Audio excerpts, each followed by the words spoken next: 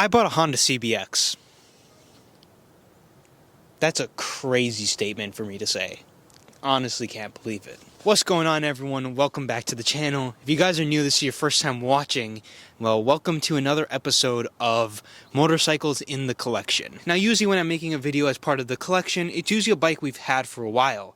This, however, is our newest purchase. I bought this about 2 weeks ago now, and I honestly still cannot believe that this is part of the collection. This is a 1982 Honda CBX Super Sport. This particular bike is the cream with the blue, with the fairing and the bags that go behind it, and it is a very, very special machine.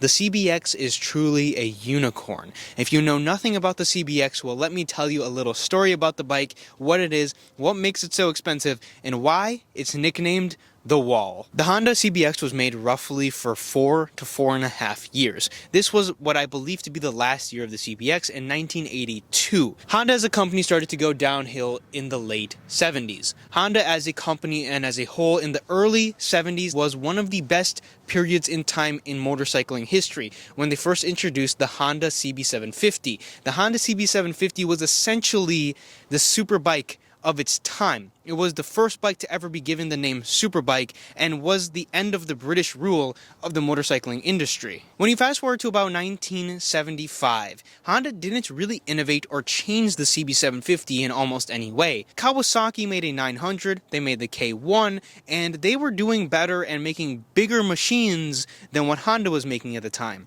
So then they started to develop an absolute monster, and that would be the bike standing in front of me. The reason why it's called the Wall is because this is a 24-valve, 6-cylinder, air-cooled, dual overhead cam machine. Now, there was a couple of bikes that Honda did make that were flat sixes, and those are a little bit different from what this is. Those were made to be cruisers, and well, this is made to be a fighter jet on the road, as Honda would call it. This was the most powerful motorcycle to ever be created at 105 horsepower, and it was the first motorcycle that had ever been engineered to be over 100 horsepower. Now, I say engineered to be because this thing is very, very complicated. 24-valve, 6 carburetors, dual overhead cams, and it has 6 cylinders to work with. This motorcycle is insanely packed in. In order to access the battery, which is under these panels, you essentially have to take everything off. The seat doesn't flip up like a 750. You can't charge the battery without removing everything from what I've seen. I tried taking the battery out and I was like, what is going on here? The CBX at the time was an engineering marvel, and still to this day it remains so. But after a couple of years, there's faster motorcycles that had less cylinders. So the CBX kind of lost its way. It also was extremely expensive, and if you're not a true motorcycle enthusiast, you're most likely not going to buy the CBX for the price, and you're going to go and buy the 750, which is cheaper, easier to ride, and objectively a better bike other than going in a straight line. However, nowadays the CBX is the bike that everyone wants because it sounds like an F1 car.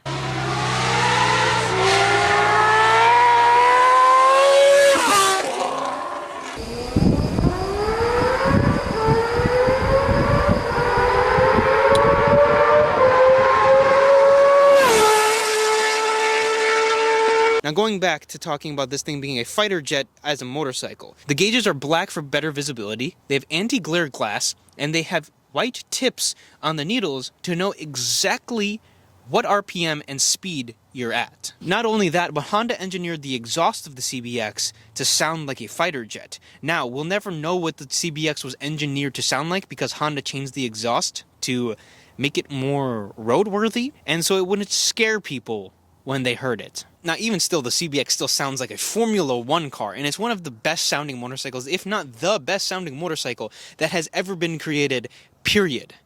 And I own one. So let's talk about my exact bike. This was the cheapest CBX I had ever seen for sale, and I'd been looking on and off for one, but I knew if I had $10,000 to $15,000, I could pick up a very nice example. This one came up a little bit cheaper than that, and I pounced on it the second I saw it. It was listed for about 20 minutes, and I texted the guy telling him I would come tomorrow, and I went and picked it up the next day. I drove 14 hours in one day to go pick it up, and then I had to drive back another 14 hours. It was a little bit of a hike, but it was well worth it at the end of the day. Now, when I got there, I was very impressed with the condition of this motorcycle. It had been sitting for about 3 years or so when the guy bought it, and the pipes are in immaculate condition. That was one of the main reasons and the main things I saw. The first thing to go on a CBX or Honda 750 are usually the pipes. And when I saw that those were in such good condition, I knew the bike overall had to be in fair condition. And when I got there, I was super impressed with the overall quality of the motorcycle, especially for the price. The thing could have been a pile of junk and needed a ton of work, and I probably still would have bought it. I got there and the guy was like, I have like 25 people asking me to come see this bike.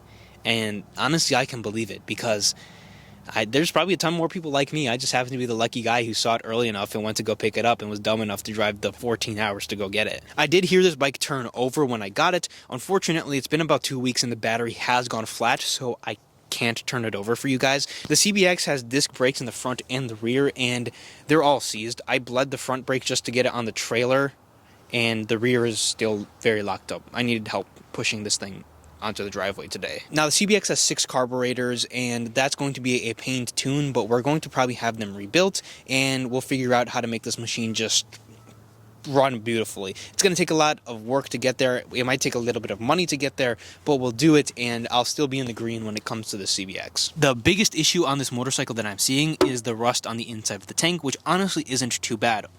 Like I said, it's in incredibly good condition for its age and for sitting for a couple of years. You can tell that the original owner of this bike really cared for it, and I believe I bought it from a guy in between the original owner. The story goes, the original owner passed away, and this guy bought his cars and his motorcycle. He sold it because he didn't really appreciate the CBX for what it was, and realistically he only wanted the car that he had, but I think it was kind of one of those deals where he knew the guy and it just ended up buying both of the things, because it was probably a price that he couldn't say no to. And it was one of those things where he probably bought it and then he saw it and he heard it run and then kind of just parked it because he didn't know what to do with it, because these things tend to be a little bit needy, especially when they've been sitting. It has 6 carburetors, and I think that says enough. So once we get it dialed in perfectly, I'm sure this thing is going to run immaculately, but it's going to take a little bit of work to get there. But also, hearing it turn over gave me a lot of confidence in the bike, and it sounded like it wanted to fire right up. I'm sure we're going to have to clean the carbs, maybe even rejet them and rebuild them,